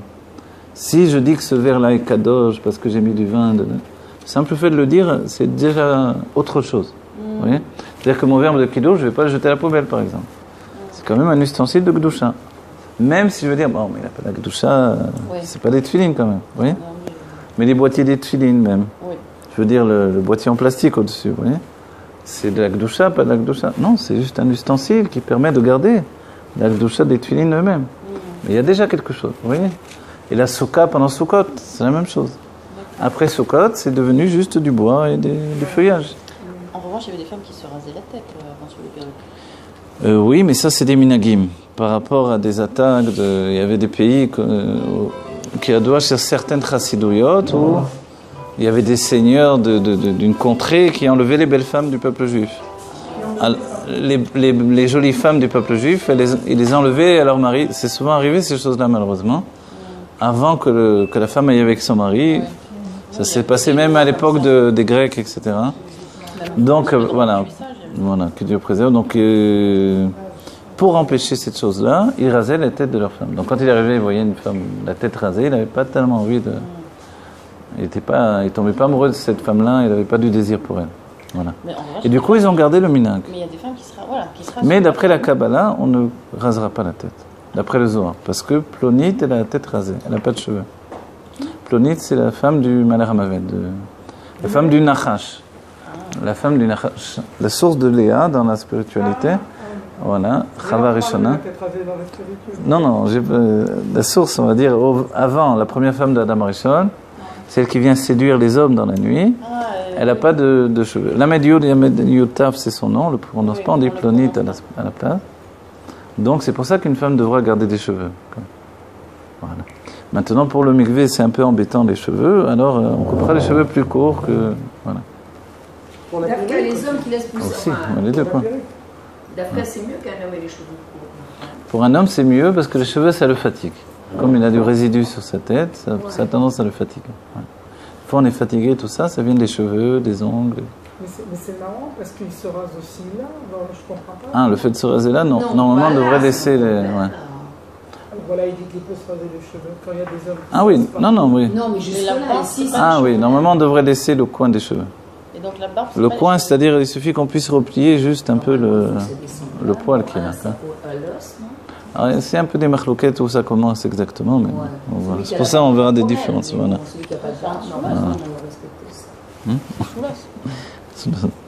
Ok. Et la barbe, c'est pas les cheveux, donc. La barbe, c'est pas les cheveux, c'est pas la même chose. Quand on touche le cheveu, il est beaucoup plus fin. La barbe est beaucoup plus épaisse. Ouais. Dans la barbe s'habillent les 13 mesures de miséricorde. Évidemment, il faut faire un cours sur voilà, ce qui se dévoile pendant le Chodesh Elul. La barbe, ça permet de dévoiler ça. Ça permet à l'homme de venir à bout de son inconscient également. Plus facilement, tout au moins. Que s'il n'avait pas de barbe. Oui, avec la barbe. S'il n'avait pas de barbe. Donc la barbe, c'est notre vraie image dans les mondes divins. Notre âme a une barbe. C'est-à-dire des conduits d'influence. C'est un tsimsum de la chokhmah qui permet de dévoiler tout ce qui est en haut, descend vers le bas, vers le cœur. La barbe étend vers le cœur. Vous voyez ? Comment vous expliquez qu'il y a des Haridim, enfin il y a un courant où il n'y a pas de barbe chez eux ? Ils sont même rasés de chez les Lidaïm, les Barboïm. Ah, ça c'est. Alors voilà, ça a été un grand malheur pour les Sfaradim qui avaient le respect de la barbe, d'après le Zohar, etc. Ils ont été étudiés chez eux. Quand ils ont été étudiés chez les Lituaniens, la part des Lituaniens qui venaient d'Amérique, pas ceux qui viennent vraiment de Lituanie, parce que moi j'étais à Sherech Chesed à Yerushalayim, ils avaient la barbe, ceux qui venaient de Lituanie dans la tradition, mais les Lituaniens qui viennent d'Amérique, ou de Shanghai, ou de je ne sais plus par où ils sont passés, ils rasent. Les élèves doivent raser la barbe. Pour que. Voilà. C'est leur. Je ne sais pas si c'est vraiment une halakha, mais en tout cas, c'est leur minhag. C'est le rav qui a la barbe. Et si tu n'es pas un rav, tu ne dois pas avoir de barbe. Voilà, le rav des élèves. Ouais. Inconsciemment, c'est une manière de rabaisser l'élève. Parce qu'il y a beaucoup de travail pour rabaisser l'élève. Voilà. Il y a un grand travail. Quand l'élève devient un rav, à ce moment-là, il faut pousser sa barbe. Alors, voilà, la logique serait comme ça, sauf que après, quelquefois, ils gardent l'habitude de ne pas laisser la barbe. Ouais. Et pourquoi les séfarades ont été étudiés chez eux ? Parce qu'ici, en Israël, voilà. un petit peu repoussé. Voilà. Parce qu'en arrivant en Eretz Israël, ceux qui tenaient le monde ici en Eretz Israël, c'était les Ashkenazim. Donc, bien sûr. Ils n'avaient aucune reconnaissance, on les voyait comme des sous-hommes, comme de la main-d'œuvre. Ils se sont un petit peu fusionnés comme ça. Donc, alors, ils ont dû pactiser avec. Et c'était un choix. Le Baba Sané en a parlé. C'était un choix entre deux chemins. Aller du côté des Chassidim ou du côté des Lituaniens. Le Rav Ovadia a préféré aller du côté des Lituaniens. Son propre fils était en marloquette avec lui, le Rav Ovadia Yosef. Oui. Et lui allait du côté des Chassidim. Son propre fils a mis son fils chez les Chabad. Tandis que le Rav Ovadia, ses enfants, les envoyait chez les Lituaniens. En s'associant avec le monde lituanien. Donc ça a été un parti pris. Baba Saleh a dit, bien sûr, on est beaucoup plus proche du Baal Shem Tov, évidemment. Oui, même si chez les autres, on ne va pas les rejeter, ni quoi que ce soit. Donc ça a été un parti pris dans le monde sfarad, qui s'est confronté au monde ashkénaze qu'il ne connaissait pas. Et les Lituaniens, c'est le Rav Shach, c'est ça ? Voilà. On va commencer le Lamed E, puisqu'on a terminé le Kitsour. Dafnon Tet, pour ceux qui suivent sur un livre. Alors, Bécha Sheikh Dimo, du Rabbi Rachab. Alors, où nous avons devancé Nasel et Nishma, etc. C'est Taim Cher, c'est-à-dire que ce qui intéresse le Rabbi Rachab, c'est pas tant évidemment la paracha ou les fêtes, mais la suite logique de ces dévoilements, qui sont les dévoilements de la Elokut, connaître Dieu, la mitzvah de connaître Dieu, la foi dans Dieu qui devient une connaissance également. Et la fusion des deux, évidemment, c'est notre Géoula. Être capable d'avoir la foi et la vision par le fait du date. Le date, c'est important. Le date, c'est ce qui nous attache à une chose. On ne peut pas réellement avoir une vision sans date. D'accord ? Et ce qui précède le tout, on a dit souvent, c'est Chashivut Aïnyan. C'est un date tellement élyon, un date tellement élevé. Le date, c'est l'attachement aux choses. C'est un attachement tellement profond que finalement, il définit toute l'histoire de notre être, mais tout l'attachement à tout ce qui va entraîner notre vie dans des directions différentes. C'est-à-dire, voilà, l'étude de Chassidut, parce que je sais que c'est important. Le fait que je sache que c'est important, ça ne peut pas être juste sikhli. Intellectuellement, je peux écouter quelqu'un d'autre de plus intelligent peut-être que le Rav qui enseigne Chassidut ou le texte que j'écris. Et je me dis, ah, vraiment, là-bas, c'est bien aussi, etc. Pourquoi pas ? Voilà. Jusqu'à basculer dans la science et d'autres choses qui ne sont pas de la Torah. Donc en fait, l'intellect ne peut pas suffire. Mais ce qu'a réalisé l'Admor HaZaken, c'est que l'intellect est un véhicule de Emouna. Et ça, c'est extraordinaire. L'intellect devient un véhicule de la foi. L'intellect devient un véhicule de Emouna. C'est ce qu'il a fait. J'ai mélangé français et l'hébreu. Un véhicule de la foi. Et ça, c'est du jamais vu dans le judaïsme. Chez le tzaddik, oui, mais chez les autres, non, ça n'a jamais été vu. Parce que l'intellect est dérangeant au niveau de la foi, justement. La foi intègre n'est pas basée sur la compréhension intellectuelle. Donc avant, on faisait sans comprendre. On faisait sans comprendre. C'est pour ça que ce qui a précédé le nishma, qui veut dire comprendre, la compréhension, c'est le naaseh. Donc quand on a dit naaseh ve nishma, c'est pas juste que effectivement. C'est une notion. Voilà, on a donné en avant un axiome, Bokartov, un axiome qui nous a permis de recevoir la Torah. C'est-à-dire le bitul, on se soumet à Dieu, à sa Torah. Même s'il nous demande, comme on dit les sages, de couper du bois dans la forêt, on couperait du bois dans la forêt. Mais le naaseh ve nishma, c'est aussi que pendant des siècles, on a fait le naaseh. Et que le nishma apparaît seulement à partir de, on va dire, 18e, milieu 18e, avec l'Admor HaZaken. Vous vous rendez compte ? Ça fait. Il n'y avait pas, uniquement chez les tzadikim. En dehors des tzadikim, les grands talmidei chamim étaient toujours en lutte avec leur foi, justement. Et l'une des conclusions même que j'ai, on va dire, compris les derniers temps, c'est que le Baal Shem Tov, lui, touche les tzadikim et les gens simples, mais il n'est pas là pour les talmidei chamim. Les talmidei chamim, c'est ceux qui lui font la guerre. Donc les intellectuels, voilà. Les intellectuels qui étaient regroupés dans le courant lituanien font la guerre au Baal Shem Tov, voilà. Tandis que lui, il s'occupe de tout ce qui est en haut, tout ce qui est en bas. Ah, ça c'est pour le vélo. Tout ce qui est en haut, tout ce qui est en bas. Mais les talmidei chamim, les intellectuels, ils ne sont pas touchés par le Baal Shem Tov. Le Baal Shem Tov parle directement aux tzadikim dans l'intellect de l'âme divine. Et comme les gens sames ne comprennent pas, il leur raconte des histoires dans lequel il met de la Emouna. Et pour le côté de Avodat Hashem, alors il propose un comportement chassidique qui est basé sur l'attachement au tzaddik et un mode de vie dans la joie et la foi. C'est pour ça qu'il y a eu beaucoup d'assimilation alors par la suite. Parce que l'évolution a fait qu'on devenait de plus en plus intellectuel, on avait accès à de plus en plus de choses. Et ça devenait... Exactement. Alors justement, c'était la lutte de l'intellect contre la foi pure. Dans le monde lituanien, évidemment, il y avait quelque chose de proposé. Ce qui était proposé, c'était la compréhension. Moussa. Voilà, plus le moussa. Effectivement, à une certaine époque.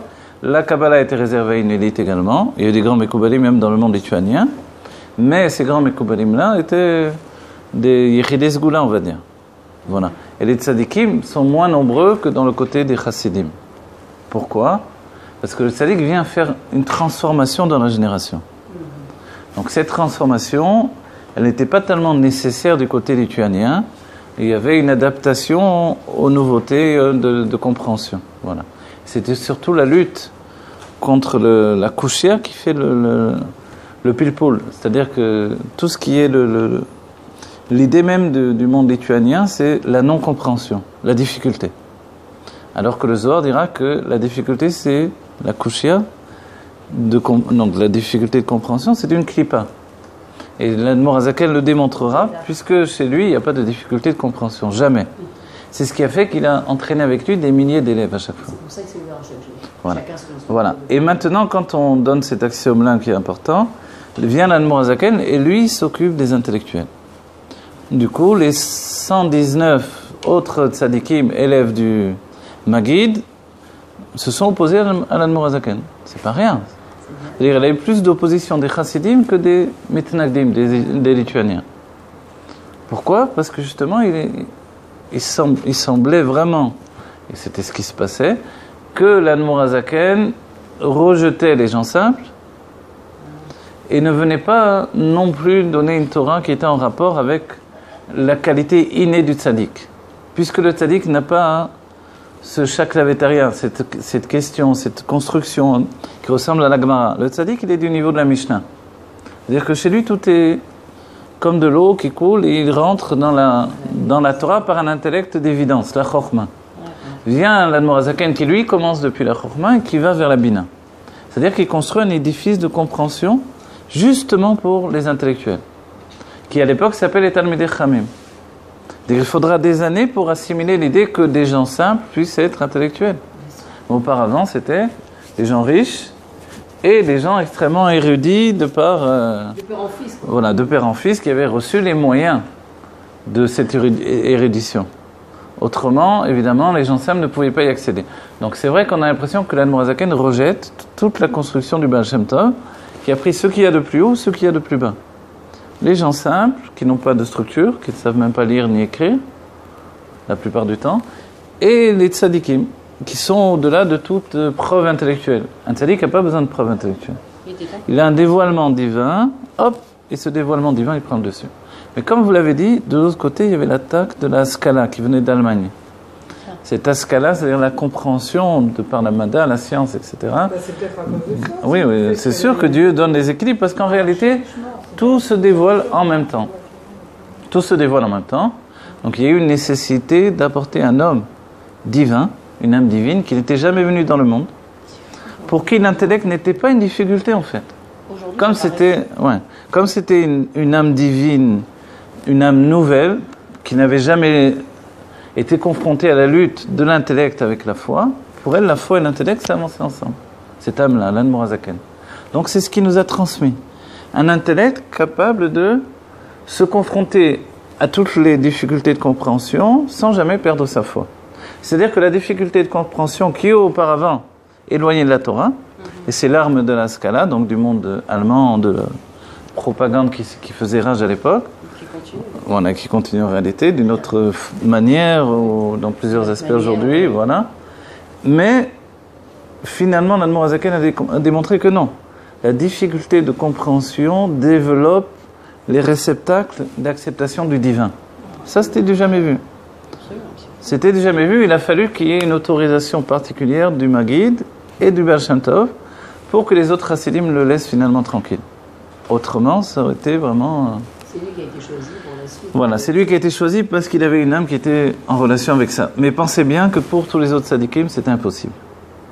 C'est-à-dire transférer l'âme divine ou l'intellect de l'âme divine dans l'âme intellectuelle d'un homme qui n'est pas un tzaddik, ça paraissait impossible.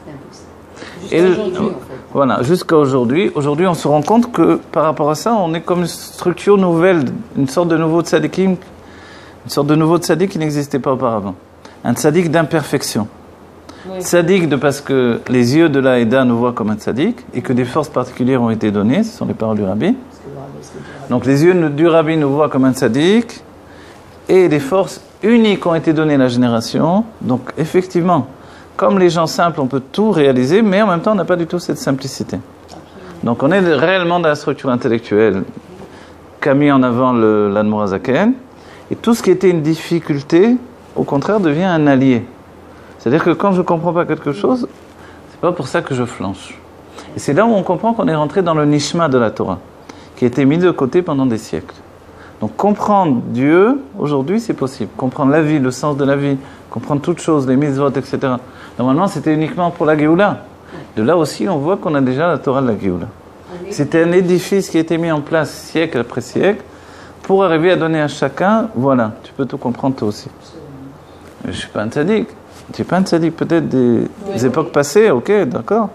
Mais tu es un tzaddik d'une nouvelle manière. Voilà. Plus que potentiel en réalité. C'est parce qu'on peut tout réaliser comme le Yehudi Pashut. Voilà. Et puisque le Rabbi a dit que nous étions tous des tzaddikim, Ve'amer kulam tzaddikim, puisque la Géoula c'est ça, c'est que chaque juif est un tzaddik. Et la preuve en est qu'on n'a aucune raison de servir Dieu. On le fait vraiment par un choix personnel, chacun d'entre nous. Personne ne va nous poursuivre, ne va nous excommunier parce qu'on ne sert pas Dieu, parce qu'on n'est pas religieux. Donc en fait, c'est un choix personnel, chacun. Oui. Voilà. On a la prière ouverte à tous. Exactement. Vous savez qu'il y a des paroles de Rabbi qui dit « Je ne m'occupe pas des religieux. Mon travail, c'est sur les non-religieux. » Oui. Voilà.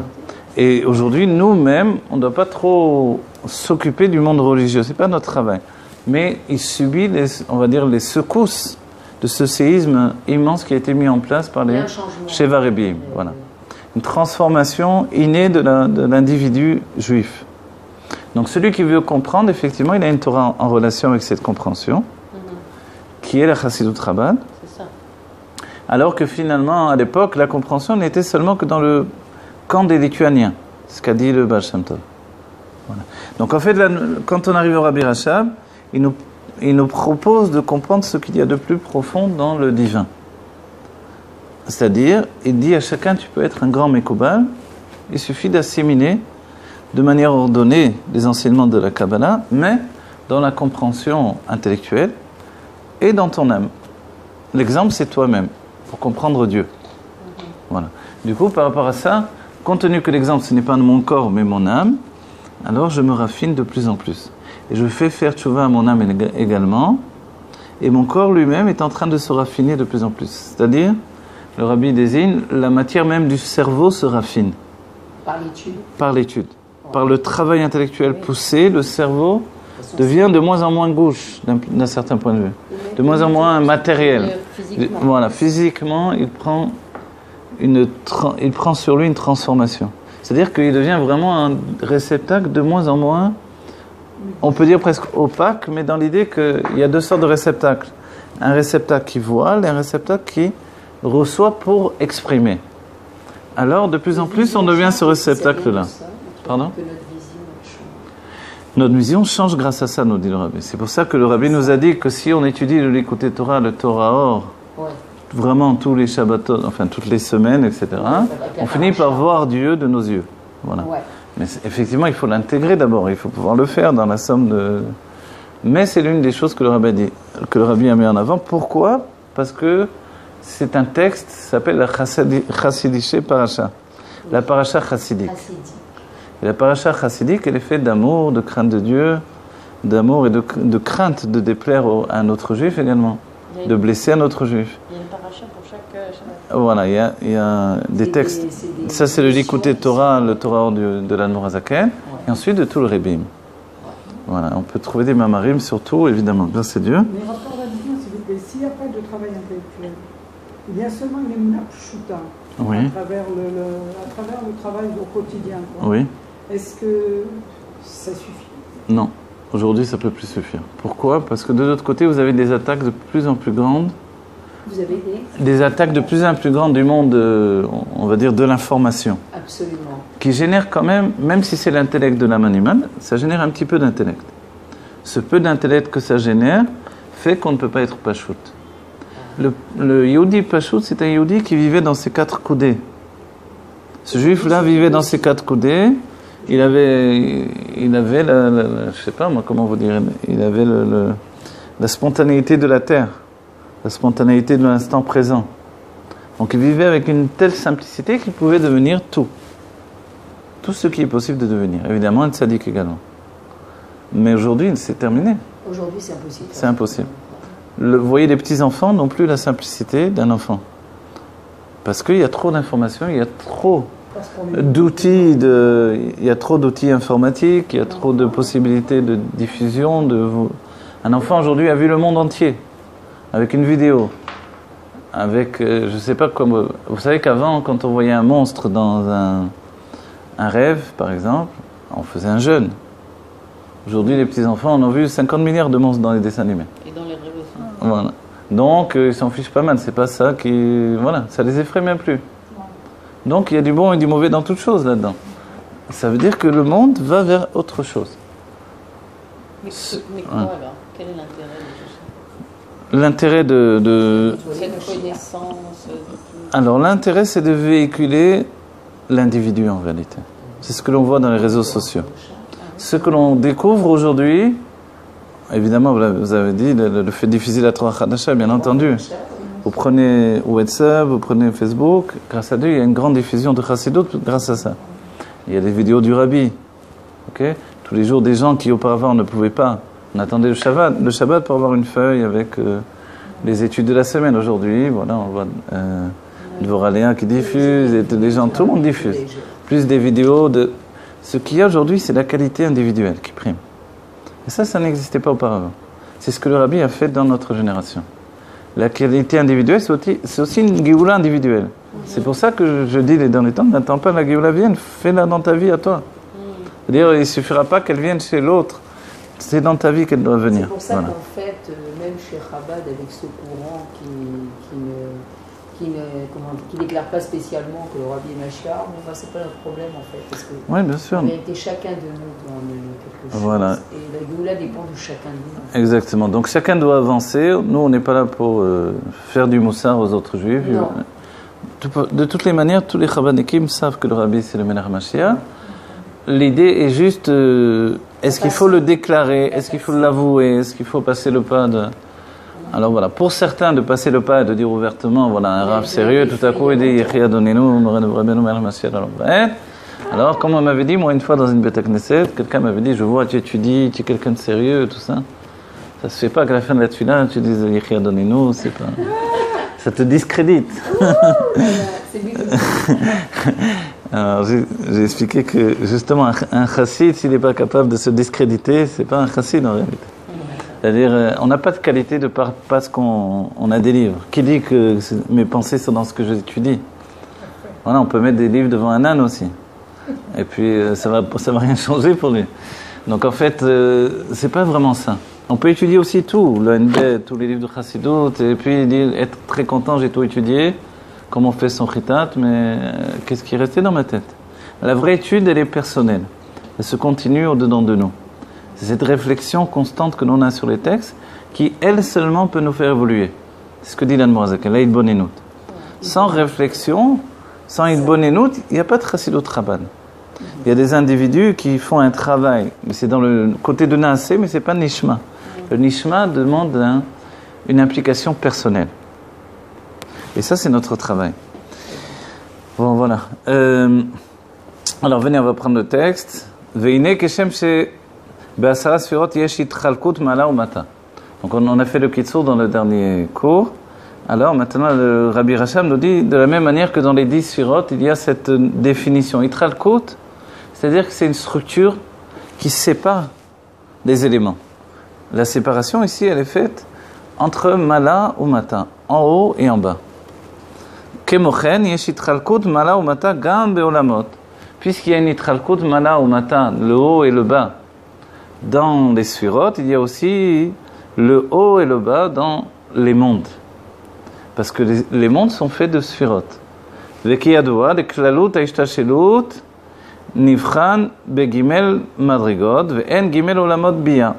Voilà, c'est-à-dire que quand on parle de la généralité de la Ishtashelut, tous les mondes, tout l'enchaînement des mondes, vraiment tout, ça inclut même ceux qui se trouvent au commencement, depuis le Chalal Apanoï, l'endroit vide qui a été fait pour que tous les mondes puissent exister, et l'épanchement de la lumière dans une structure qui va venir petit à petit, tout ça on peut le réunir dans une définition de 3 mondes qui sont Bria, Yetzira, Asiya. Et Astilut se trouve en dehors, évidemment. On peut traduire? Oui, alors Bria, c'est le monde de la création. Yetzira, le monde de la formation. Et Asiya, le monde de l'action. Ces 3 mondes sont les 3 derniers mondes, après le monde de Hatzilut, le monde de l'émanation. Nous, notre âme, elle naît de manière spirituelle, totalement divine dans le monde de Hatzilut. Mais ensuite, elle vient à la naissance, comme un enfant qui existe déjà dans le ventre de sa mère et qui va sortir du ventre de la mère ensuite. Elle vient à la naissance dans le monde de Bria. D'accord? Bria, c'est pour ça que ça s'appelle Bria. Bria, c'est toujours une idée de Bria Chadasha. Or, il est dit, En Chadash mitachat hashemesh, il n'y a pas de nouveau. Donc, on ne peut pas dire que l'âme, c'est une nouvelle chose, puisqu'elle était déjà existante auparavant. Elle était existante comme un enfant dans le ventre de la mère, qui existe aussi, totalement. Et aujourd'hui, bien sûr, on peut le photographier, le visionner, le filmer. Voilà. Mais il est à l'intérieur. Comme il est à l'intérieur, en réalité, l'enfant et la mère, c'est la même chose. Hatzilut et les âmes du monde de Hatzilut, c'est la même chose. Ce qui prime là-bas, c'est la Chokhmah. Il n'y a pas d'apparition de l'être, de kélim, de réceptacle. Les réceptacles sont comme voilés par la lumière, inhérente au dévoilement divin qui est dans le monde de Hatzilut. Si bien que on ne se ressent pas exister. Il faudra attendre le monde de Bria pour se ressentir exister. Après la faute d'Adam Rishon, mais maintenant que c'est fait, on rentre dans le monde de Bria et on se ressent exister. Les tzadikim, il est écrit Shenikra Alehem Apargod. Le pargod, c'est-à-dire en fait le malbouche ou la parsa, il y a un voile qui sépare, un écran séparateur entre le monde de Hatzilut et le monde de Bria. Cet écran est déchiré pour les tzadikim qui rentrent dans le monde, les 3 mondes de la séparation, en les traversant. Donc ils n'ont pas, comme nous, cette conscience de l'existence. Chez eux, c'est une conscience du divin qui est innée. Exactement, voilà. Ils arrivent directement du monde de Hatzilut, un tzadik qui est dans ce monde-ci comme dans le monde de Hatzilut. Alors comment ils peuvent ressentir c'est un travail qui prend sur lui. Il s'attache en fait au Da'at Tarton, mais c'est pas à cette conscience d'exister, et que le monde existe à partir de sa perception. Ouais. Mais c'est pas quelque chose de Hatzmi, c'est pas essentiel chez lui. Non. C'est bien que s'il ne travaille pas, tout peut s'annuler, lui-même peut disparaître. C'est pour ça que le rabbi... Voilà. C'est pour ça qu'il tient... Voilà, que le rabbi se tient à la table quand il dit un Mahamar, etc. On a vu que le cœur du rabbi s'arrête, que le rabbi est mort, parce qu'il est mort pour la réalité. Donc il est, à ce moment où il dit le Mahamar, il est mort. C'est-à-dire pour nous, ça s'appelle mort. Mais en fait, il est dans le monde de Hatzilut, dans le pnimiotatique. Le monde le perçoit comme mort. C'est ce que dit l'un des textes de Kabbalah ou le Zohar ou la Kabbalah du Harizal. Le Mashiach rentre chercher les Nun Sharibina et on pense qu'il est mort. Oui. Il rentre chercher quoi? Les Nun Sharibina. Oui, voilà. Les 50 portes. Voilà. Pour le donner au peuple juif. Les 50 portes de la compréhension, il y a Nun Sharek Dusha, Nun Sharibina. Et les Nun Sharek Dusha, c'est ce qui va venir par le dévoilement des Nun Sharibina dans la Géoula. C'est déjà les Nun Sharibina, les 50 portes de la connaissance. Ce qui se passe actuellement. C'est ça que vous voulez dire? Oui, depuis en réalité la Chassidut Rabban. Mais depuis Gimel Tammuz, il y a une puissance particulière qui a été donnée. C'est la puissance du Dvar Malchut, c'est-à-dire le Rabbi lui-même. Le Rabbi s'est donné dans son âme dans le Dvar Malchut. Après Gimel Tammuz, on pourrait même dire s'est donné dans son corps. C'est plus du corps que de l'âme encore. C'est curieux de dire ça, mais le Dvar Malchut, il est de l'ordre du corps, plus encore que de l'ordre de l'âme. Voilà. Donc en fait, le Rabbi se donne dans son corps. Le corps du Rabbi, c'est comme le Dvar Malchut, cette étude-là. Et l'âme, elle est en chacun d'entre nous. Ce qui n'empêche pas que le Rabbi peut venir s'asseoir là, qu'il est là à côté de nous, etc., sans aucun problème, évidemment. Parce que les dimensions se multiplient, se confondent, s'associent, fusionnent, etc., etc. Voilà. Et c'est vrai que même dans le monde des Goïm, il commence à en parler. Et le monde des Goïm pense que par la physique quantique, la mécanique quantique, je ne sais pas comment on dit plus ou moins, que la conscience est immortelle, que l'âme existe puisque la conscience est immortelle, qu'elle ne disparaît pas, elle s'élève dans l'espace. Comment ils savent que la conscience est immortelle? Alors ils ont commencé à... Alors d'abord, moi je veux dire, j'y comprends rien à la mécanique quantique. J'y comprends rien, c'est-à-dire je suis incapable de faire toutes les équations mathématiques de tout ça. Donc je dis juste, voilà, la ligne. J'ai un ami qui est capable de faire ça, mais je vous dis juste en fait, l'enseignement. Voilà. Pour nous, c'est pas un chidouche, pour eux, c'est une nouveauté. Ouais, exactement. Ok, c'est le date qui rejoint la Emouna. Ça démontre que chez nous aussi, notre date est en train de rejoindre la Emouna, vous voyez? C'est-à-dire, si pour eux, ce qui était une fois éloigné de la science devient une réalité de la science également, une possibilité pour l'instant, mais une possibilité dans la mécanique quantique, c'est déjà une réalité. Parce qu'elle s'impose de plus en plus comme une réalité. Voilà. Oui, si elle est dévoilée, c'est qu'elle est là. Voilà, c'est-à-dire que depuis l'infiniment petit, ils accèdent à la conscience de l'univers tout entier et ils ont compris que l'âme ne disparaît pas. Ils n'aiment pas trop appeler l'âme, ils préfèrent appeler ça conscience, d'accord, que les consciences ne disparaissent pas. Oui. Donc voilà où ils en sont, du côté du monde. Donc, ils disent l'âme est immortelle. Oui. Donc pour nous, ce qui est encore plus important, c'est l'immortalité du corps. C'est un peu en avant. Mais pour nous également, selon les enseignements du Zohar, où les eaux d'en bas et d'en haut s'ouvrent en même temps toujours, on comprend bien que c'est parce que nous commençons à accéder à la compréhension nous-mêmes que eux accèdent à cette compréhension. C'est ça, voilà. tout vient de nous. Donc c'est un barème que l'on a devant nos yeux. Ah, ils annoncent ça, ok, donc ça veut dire qu'on ça va, on avance quand même, voilà. Ouais. Malgré qu'on peut penser que ça traîne un peu, non mais regarde ce que tu provoques dans le monde en réalité. Exactement. Les eaux s'ouvrent en même temps, d'accord? Il est impossible que ce soit seulement d'un côté. Ça c'est un Zohar Mefourage, c'est important. C'est quoi, voilà. C'est quoi Mefourage? C'est un Zohar Mefourage, c'est dans le Zohar. Oui, le fait, depuis l'époque du Baal Shem Tov, en fait, depuis la naissance du Baal Shem Tov, ont commencé à s'ouvrir. Les eaux d'en bas et les eaux d'en haut, voilà, c'est par rapport à la Parashat Noire, les années Nun-Chet. Alors, voilà, pour nous aussi, peut-être on va vers là, dans cette notion-là. Mais pour nous, ça veut dire tout simplement que les eaux d'en haut et d'en bas s'ouvrent. La cataracte du ciel, on dit. Voilà. Voilà. Parce que quand il y a eu le Maboul, le déluge, c'est pas simplement les eaux d'en haut qui se sont ouvertes, les eaux d'en bas également se sont ouvertes. Les eaux du Théom se sont ouvertes et répandues. Parce qu'en fait, les eaux d'en haut, ça représente le Dat Elion, la conscience supérieure, où tout est Dieu. Mais la conscience inférieure, qui fait que tout est la réalité, le monde naturel, ça aussi, ça s'est ouvert. C'est-à-dire que l'un est parti à la rencontre de l'autre, c'est ce que ça veut dire.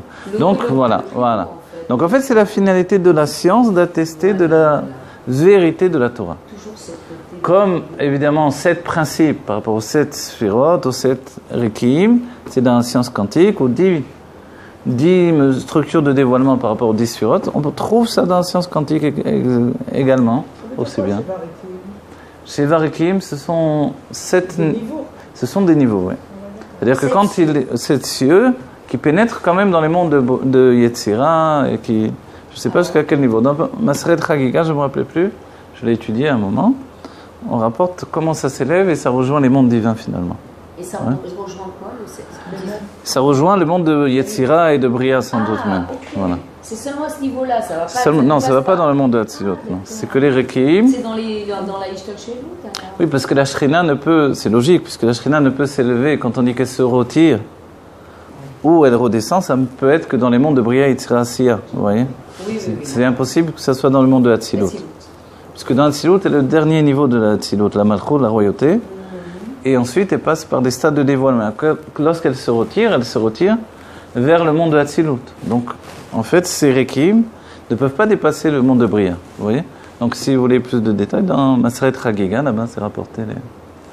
Alors, voilà. Non, c'est pas linéaire. Non, je dis ce sont des dimensions dans le juif. Alors, voilà, pour nous, exactement. Le corps et l'essence. Donc, ce sont des dévoilements, on va dire, comment... Non, on va expliquer des choses. Alors, si vous voulez, en vitesse. Dans la Kabbalah, il y avait une grande difficulté de compréhension.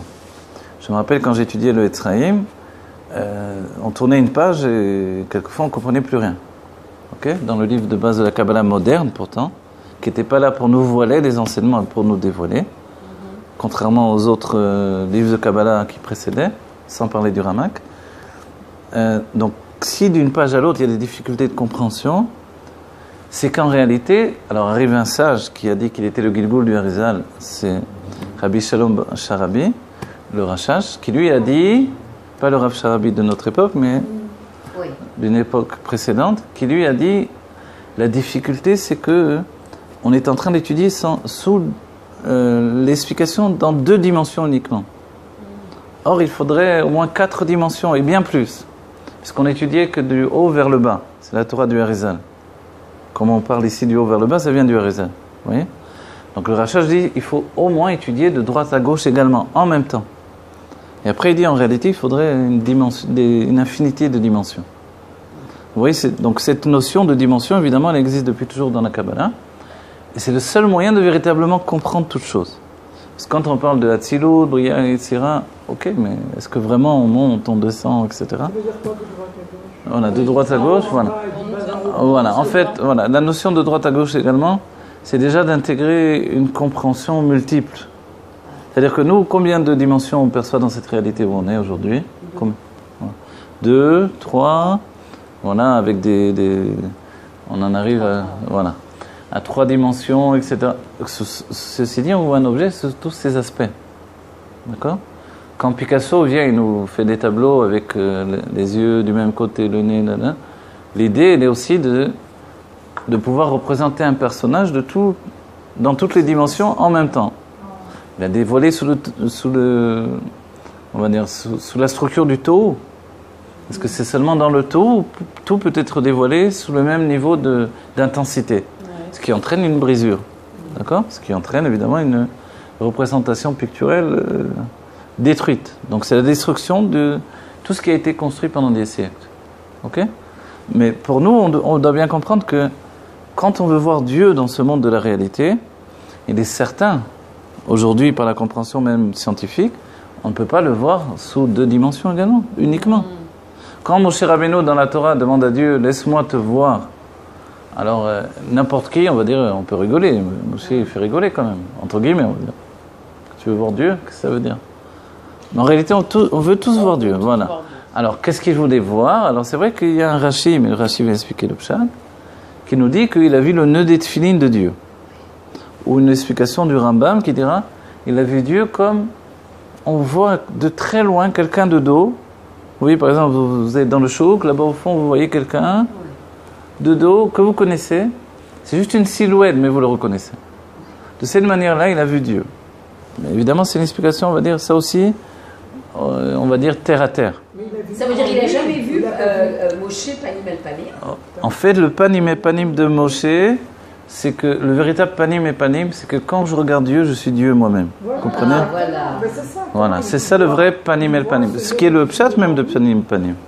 Panim El Panim, quand je me regarde dans l'eau, c'est mon visage que je vois. Je vois le visage, voilà. Oui. Donc pourquoi on n'aurait pas dû utiliser ce terme-là? Parce que ça prête à confusion. Mais en fait, non, c'est vraiment le vrai terme. C'est-à-dire que quand je regarde Dieu, c'est moi que je vois. Voilà. Et le Maguide de Mezrich l'a imagé, il nous a dit, quand on est sorti d'Égypte, il est rapporté dans le Midrash, on a vu Dieu comme un petit bébé. Quand on a traversé la mer, on a vu Dieu comme un jeune homme. Et quand on est arrivé au don de la Torah, on a vu Dieu comme un vieillard. Et le Maguide explique ensuite, on a vu comment nous, on se représentait dans Dieu. Le vieillard, il représente le dévoilement de Hari Ranpin, la sagesse, etc., que l'on avait atteint au moment du don de la Torah. Le jeune homme, c'était la liberté dans les sentiments qui s'offrait enfin à nous. Le petit bébé, c'était cet enfant qui sortait du ventre de la mère. Voilà. Même les enfants ont eu cette... Même les enfants, tout le monde a eu ces visions-là. Ouais. Mais au matin de Torah, on a vu vraiment... Alors, voilà, on a vu, c'est là la question, qu'est-ce que l'on voit? On voit que tout est Dieu. Voilà, c'est ça. Ata ereta ladat ki Hashem wa Elokim enon milvado. Voilà. C'est-à-dire, ereta, c'est un attachement à cette vision-là. On peut voir une chose et se dire, c'est pas la réalité. Je vois, l'Avdil, un film d'animation, je sais bien que c'est pas la réalité. Quelqu'un a dessiné ça de manière graphique, etc. On n'a pas supporté. Voilà. Oui, non, voilà, c'est un autre point ensuite. Vous avez raison. Mais dans un premier temps, le fait de voir Dieu, je peux voir et me dire que c'est pas la réalité. Comme ce monde dans lequel nous vivons. Ce monde, c'est Dieu, de toute façon. Ce monde, c'est Dieu, mais ce monde est la volonté de Dieu. Voilà. Ce monde dans lequel nous vivons n'est pas le véritable aspect de la réalité. Le véritable aspect de la réalité, c'est Dieu dévoilé. Oui, c'est sûr. Voilà. Donc c'est pour ça que le Zohar nous dit très clairement Alma Deshikra, le monde du mensonge. Nous sommes dans un monde de mensonge. Donc les gens peuvent mentir du matin au soir. Ouais. Tout le monde, on est tous en train de mentir. Parce qu'on n'exprime pas le divin qui est en nous. On n'exprime pas le divin qui est en nous. Oui, mais on devrait l'exprimer tout le temps, dans chaque moment de notre vie. Or, on est capable de prendre plusieurs aspects d'expression. J'ai envie de dire la vérité, mais j'ai pas envie de la dire.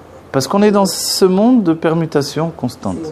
C'est un travail énorme à faire pour nous. Oui, c'est un travail énorme. Et c'est-à-dire que, puisqu'il est dit « Bishvili nivra elem », pour moi, le elem a été créé. Donc, ce monde qui voile, le elem, ça veut dire le voile et le monde en même temps. Voilà, le voilement a été créé pour moi. Donc, j'ai aussi l'utilisation de ce voilement pour m'exprimer. Ça s'appelle la Machava Dibur Maaseh. Pensée, parole et action, c'est le travail du Benoni, duquel nous utilisons la méthode d'après le Tanya. Même si le Rabbi nous voit comme des tzadikim, on travaille comme un Benoni, parce que c'est plus élevé, parce que la source des vêtements est plus élevée. Parce que dans cette vision du monde où nous nous exprimons par la pensée, la parole et l'action, il y a l'intention divine, la volonté de Dieu.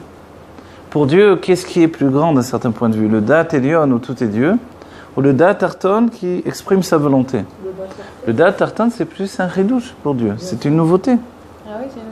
Ça, c'est nouveau. Dans ce Dat Arton, nous, on doit découvrir le Dat Elyon. Voilà, notre travail à nous, c'est de passer du Yesh au Ein. Il y a un Yom-Yom là-dessus. Parce que le tzaddik passe du Ein vers le Yesh. Pour lui, le monde n'existe pas, il se force à ressentir l'existence du monde. Pour nous, l'autre côté, a priori, n'est pas quelque chose d'inné, on n'est pas avec... voilà. Bien sûr, oui. Alors, on travaille pour aller à la rencontre de ce monde divin. Absolument. Voilà. Mais quand on étudie le Zohar, on apprend que c'est le contraire, en fait. Nous dit le Zohar, ce monde dans lequel tu vis, c'est le mensonge. Puisque Dieu est caché. Le monde où Dieu est dévoilé, ça, c'est la réalité. Alors, on comprend bien qu'il y a un problème dans la structure de vie. Et c'est ce problème qui fait qu'on désire la Géoula. Se dévoile qu'ici, voilà. On veut la Géoula, puisque c'est dans sa volonté que Dieu va se dévoiler.